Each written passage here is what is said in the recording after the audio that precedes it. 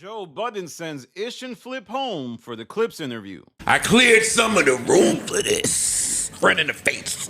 I said, get out. Your hip-hop card ain't even where it need to be for this. I'm not playing with it. He's from Virginia. I don't give a I'm not playing. I'm very serious. Hip-hop card ain't where it need to be. Get the out. Yes, sorry. Not today. Not today. Today ain't the day for me to teach, catch niggas up, rehash. Just go. I be identifying with my man though. So? Just flip it. Ish just going. Ish, man. Ish, that's my guy. That's my guy, and he's from Virginia, but f it. Nah. Damn. Not today. You can talk to him later. Come back. Next album. I have him here. Yeah, Joe Budden making executive decisions up there. He decided to send Queenzflip and Ish home for the Pusha T interview. Now, this is interesting because it reveals a lot about what might be going on in the network. He said this on a Patreon episode, but he also alluded to it on a episode of Behind the Scenes. And I think it also reveals what's going on with Queenzflip and what's going on with members of the cast, right? There's more that needs to be talked about because what we're seeing is a cementing of the Joe Budden network becoming a machine that you see in the workplace, right? It used to be that at the JBN, if you had an issue with stuff, you could go directly to Joe. You could talk to Joe. And Joe had a tension with Ian. Let's get to it, right? There was a tension between Joe and Ian. Well, the tension is that people could talk directly to Joe, and Joe would allow that to happen. But from what I see, as time went on, Ian wrestled that away. And I think he did it by saying, hey, buddy, we got to protect you. They got to come to me. Stop letting it so they go to you. And now what we're seeing is that's happening.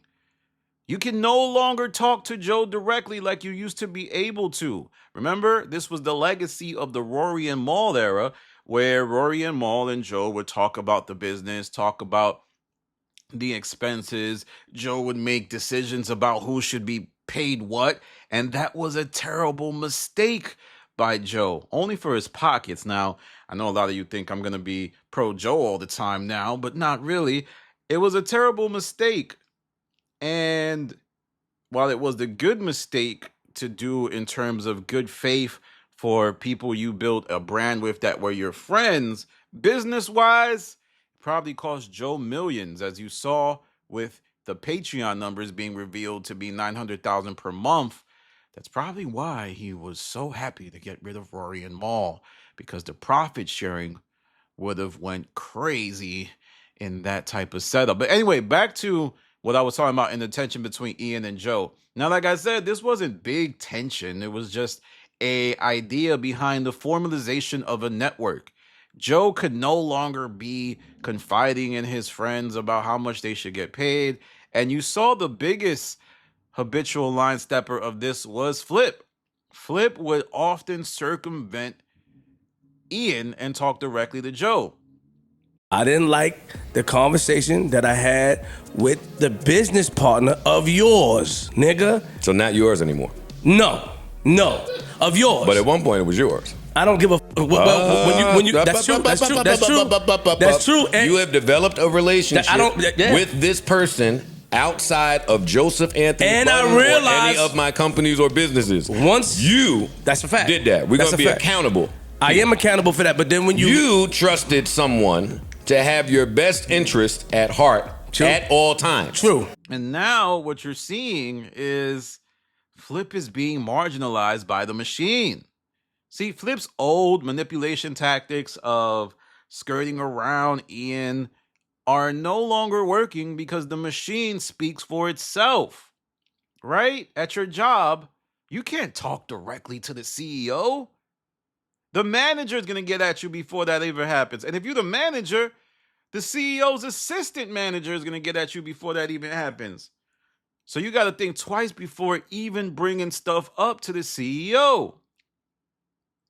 And if you do, you risk the chance of the CEO curving you. Like, all right, talk to the assistant manager.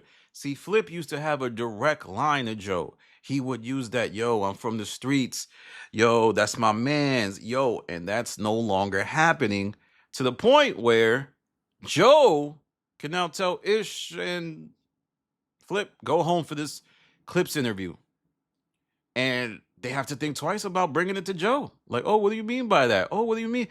Joe can be like, oh, I just want to give you a rest, a vacation. You know what? I see what's going on. And then they have to go to Ian if they want any type of, feedback about why that is. But let's be honest, it was the right decision. Flip himself has said, I don't like doing interviews. I hate interviews. My attention span. I get really frustrated when I'm doing interviews and I can't speak. And Ish himself has said, oh man, this podcast thing is a lot for me. It's a lot. So now you've basically given everyone credence to make decisions about sending you home and not feeling any type of way. And then if you say something about, oh, why did you send me home for the Clipse interview, but you don't send me home for the regular pods? Oh, wait, now it matters when we send you home? I'm telling you, there is a lot going on with this type of maneuver. And I think JBP Elevated, a.k.a. Man in the Car, he brought it up in regards to Zaire taking shots at Flip when he said that, yo, the Clipse interview was fire without Flip being around. Pay attention to what people say or when they feel comfortable saying it. Let me think of an example. Look at John Wall when he was on the Wizards. Right? His antics used to be cool. He used to be able to act like he's the superstar of the team. But then when he had a couple injuries, it was like, oh, Bradley Beal's more important. So then when he made a leverage play against Bradley Beal, like, oh, you no longer matter, buddy. We're going to ship you out. The team, the organization, they got to a point where they could finally keep it real with Wall. Your contributions aren't significant enough for us to keep up the facade of acting as if you're the most important thing to the franchise. That's what's happened with Flip. It's happened with Ish. Mark Lamont's here now. We don't have to act like you guys are the end-all be-all. You can miss an episode. Hell, we can even send you home. Let's even look at the Mark Lamont Hill show, right? With Ian and Mark. We saw Flip lose leverage. Now, initially, Ian had reached out to me and asked me to be on Improper Improv. I was against it because I didn't really trust Flip and how he would act on Improper Improv, and Flip didn't want me there either. So it was like neither of us were going to come to an agreement. He was mad that he was called out for being late. Yeah. But I said that already, Danny. What? How does that make you? That's the stuff that you do. See, that bothered you. That's the stuff that you do. Because why? I answered Danny? You know what's gonna happen to him when I catch him. Nothing. You know that. You're going to sit down and have a great talk with him. I'm going to choke Jesus out of him. So it didn't happen. But what happens a few months later? Ian asked me to be on an episode of the Ian and Mark show. I say doing more content on Flip the Network. More uploads. More Patreon. More Twitter engagement. He's cutting up a lot of his content and releasing it on socials. Now, you might say, Danny, why is that interesting? You know when he did that last time? When he was suspended? When he was suspended, oh my God, he was making mad content. He knew that he was losing leverage back then, but back then it was better because there was no Mark.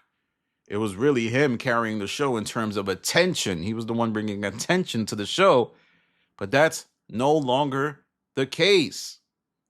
And with Zaire poking fun at him and saying, oh, the Clipse interview was fire without Flip.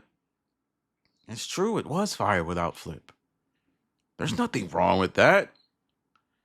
But Flip is no longer core part of the JBP. Ish is a core part of the JBP, but he's ultimately replaceable. He's not needed. And this decision, though a lot of people might say, Danny, this is so minor, it's indicative of the machine. The JBN machine is now able to move in concert with the actions of just caring about the business, no longer caring about the friends who pod, the Rory and Mauler of the JBP that was built on chemistry and friendship. We'll find the chemistry later. Right now, the business is more important. That's the era we are in for the JBP. But let me know what you think. What do you think about Joe's decision to send Ish and Flip home for the Clipse interview? I do find it interesting. The Clipse interview, man, those guys were everywhere. They were on Elliot. They were on Ebro. They were on Bootleg Kev. They were on Joe Budden. They were on The Breakfast Club. And I kind of wonder, is this stuff necessary for a rollout anymore? Just because I don't think a interview rollout is going to help you sell more records. I almost feel like it is a throwback to like the old 1990s, 2000s where people sat down on TV shows.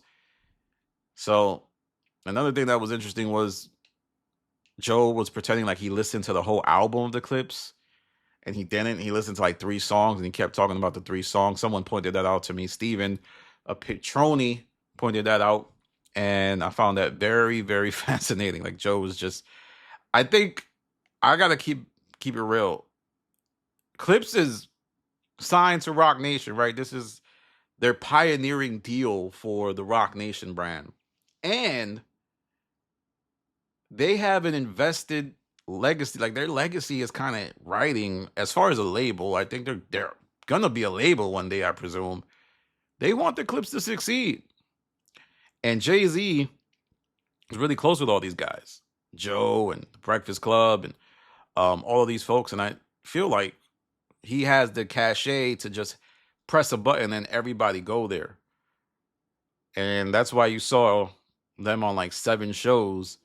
And I'm curious to see what those first week numbers are. I'm thinking it's going to be around 60 to 70,000 just because it's a Clipse album. That's usually what Pusha T sells.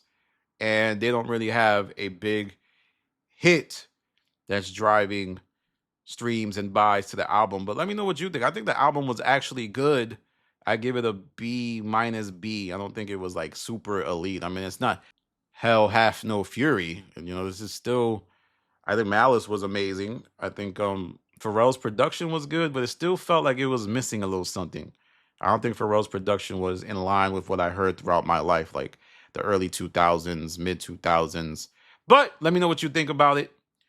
We will be back with more content real soon. Follow me on Instagram, The Stop TV. Follow me on Twitter, The Stop TV. I'll be doing an episode of my Patreon 3 in the morning. Come on, man. Still big stopping. There's video proof. This is Danny from The Stop. Peace.